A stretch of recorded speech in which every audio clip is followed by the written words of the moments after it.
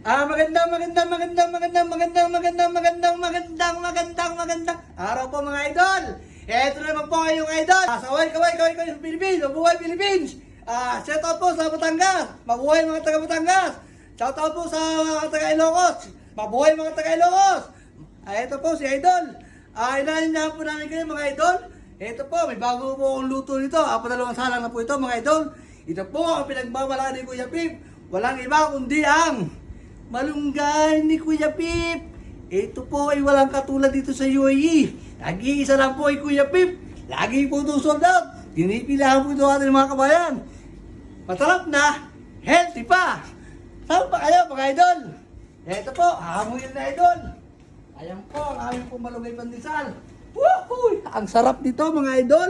Kita nyo naman po. Sa itsura pa lang mo. Dapat sarap kayo. Wow! Ang sarap!